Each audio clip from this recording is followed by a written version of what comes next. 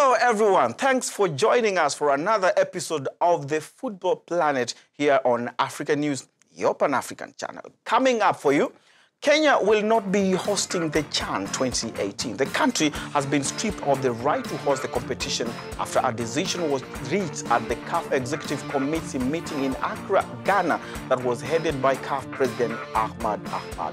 We'll be sharing details on what happened and what's next for CHAN shortly.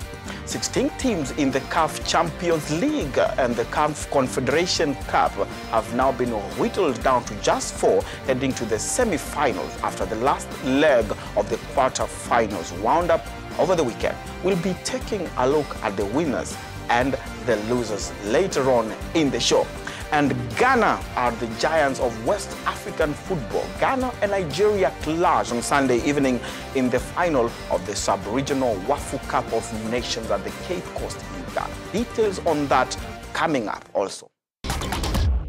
Whether Kenya would host the CHAN 2018 tournament had been subject to a lot of speculation and anxiety over the last weeks. But now it's officially confirmed that the country will not be hosting the event after a CAF executive meeting in Accra, Ghana, stripped them of the rights. Slow preparations for the January 12th to February 4th tournament led to a decision after a CAF inspection team that had visited the country 2 weeks ago reported that only one of the 4 venues was ready. Some CAF officials in Ghana also expressed concern about the political situation in Kenya, where recently annulled presidential elections are set to be rerun late in October. Let's have a look at this report.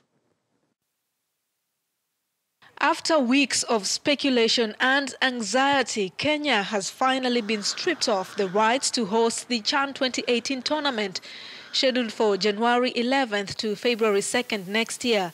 This decision was made public late Saturday after a CAF Executive Committee meeting held in Accra, Ghana, where the hosting rights for the 16-nation tournament was the third item on the agenda.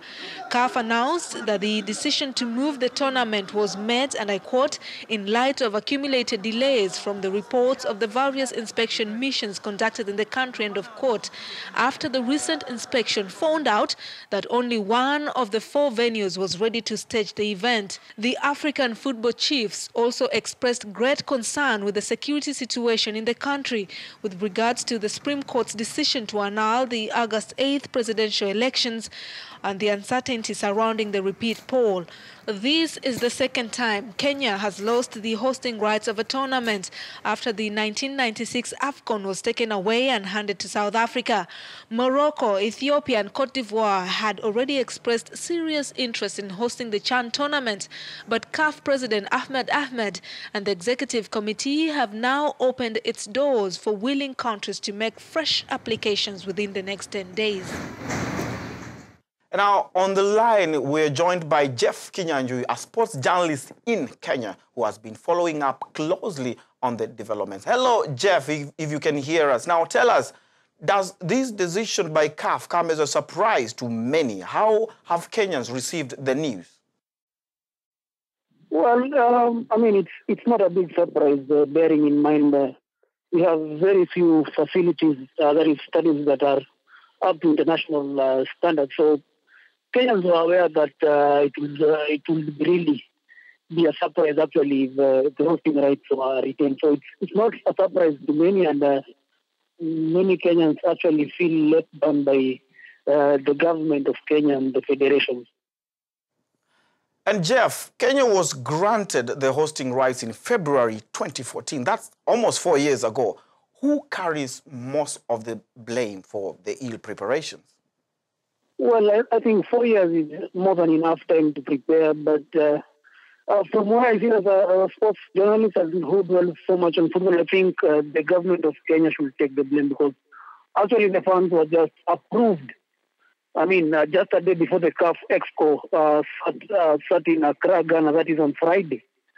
So, well, and he had 4 years to lobby and get our house in order, but, well, this is a very political country, and I think the government doesn't really value sports, because actually the funds for the major innovations that were to be undertaken in the stadiums have not yet been released. They were just approved on Friday, and they were to be released now to the CHAN local organizing committee this coming Tuesday. So looking at how things played out, Jeff, would you say that Kenya's sports ministry is a serious ministry? Well, again, from where I sit, I think the minister of sports and culture, that is, whatever, I don't think really he values sports, because it's under his watch that all this has happened. And as far as sport is concerned, I think that the ministry has really performed dismally. Just to say the least. It's been, since I became a sports journalist, it's been the worst ministry. They don't really care about sports. I don't even expect him to issue a press statement this week. In your opinion, that's saying that hosting CHAN 2018 was actually a burden and a tremendous bother to the government?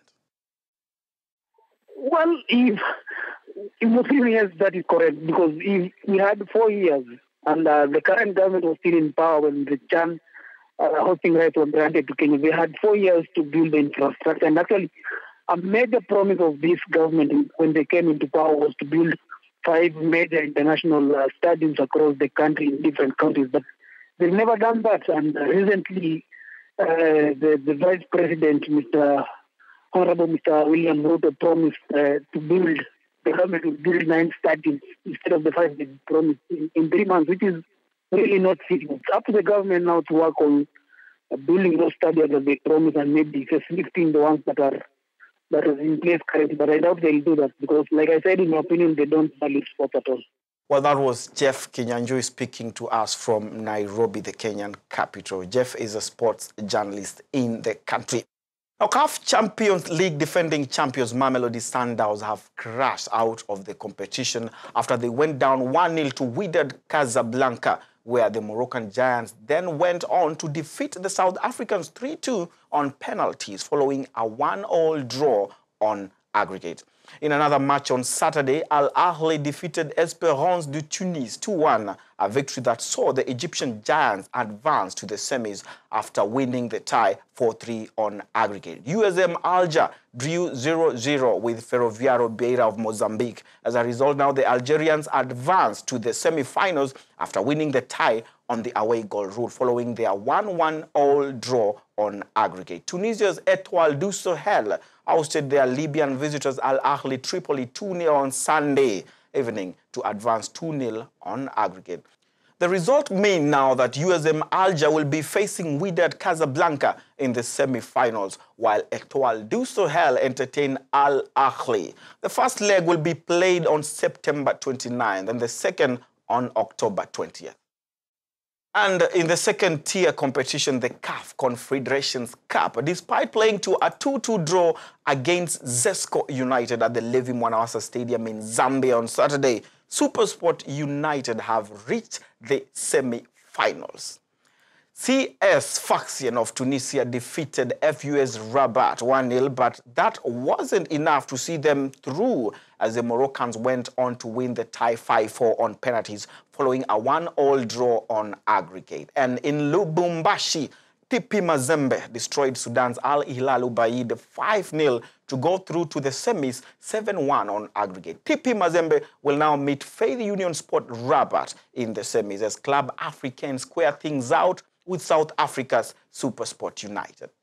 Holders Black Stars of Ghana emerged champions of the 2017 Wafu Cup of Nations on Sunday after they clipped the Super Eagles Wings 4-1 at the Cape Coast Stadium in Ghana. The Eagles, who had defeated Ghana 2-0 in a group game last Monday, were completely taken apart, shredded into pieces, dismantled, offering little in attack to suffer their first and worst loss in the regional tournament hosted by Ghana.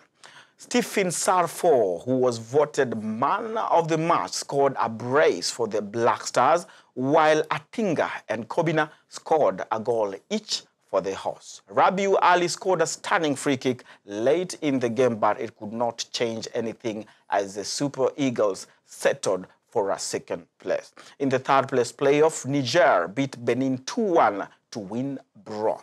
2015 Africa Footballer of the Year Pierre-Emerick Aubameyang was on a roll over the weekend. His hat-trick helped his side Borussia Dortmund thrash Borussia Mönchengladbach 6-1 at the Signal Iduna Park to go 2 points clear in the Bundesliga. That was in some fashion a brilliant warm-up for Real Madrid's midweek visit in the Champions League. Let's take a look.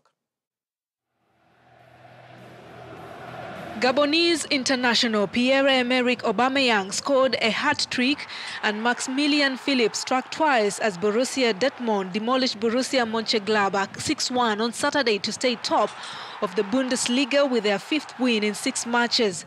The Gabon international took his league tally to 8 goals from 6 matches as Dortmund enjoyed a flawless dress rehearsal for next week's Champions League group match against Real Madrid. Dortmund gave Gladbach no chance with their high-tempo game and hit the woodwork twice before the talented Philipp grabbed 2 goals in 10 minutes. Last season's Bundesliga top scorer Aubameyang then struck either side of the break for his 2-own double and made it 3 goals with a superb solo run in the 62nd minute. Dortmund have 16 points, 3 more than third-placed Bayern Munich, who wasted a 2-goal lead on Friday to draw 2-2 against Wolfsburg.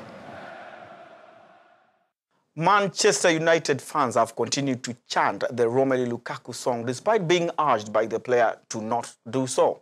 The club has now requested for CCTV footage from Southampton to help identify fans who sang the controversial song about the striker during Saturday's match at the St. Mary's Stadium. The song has caused controversy as it references the size of the striker's manhood. Manchester United have asked for CCTV footage in order to identify fans chanting a controversial song about Romelu Lukaku. United last week said they were seeking advice on the Lukaku chant after it was described as racist by anti-discrimination body Kick It Out. Lukaku insisted United fans meant well with their songs but urged supporters to move on from the chant ahead of the game against Southampton on Saturday, where the song was again heard from sections of the United supporters. The club released a statement in which they have insisted they will seek out supporters who disrespected the Belgians' request to not sing the controversial chant about him. Kick It Out reacted to the chants after they re-emerged on Saturday through a statement that read, "Kick It Out would like to reiterate its stance that such behavior has no place in football." Romelu Lukaku himself has requested that the supporters move on from singing the chant in question, and Manchester United now has a responsibility to ensure that the request is complied with. Well, and that wraps it all for us here today. We leave you with some shots of the weekend in pictures. Let's make it another date next week. Same place, same time. Remember, you can always find these and other stories in the world of sport on our website, www.africanews.com/sport. See you next week.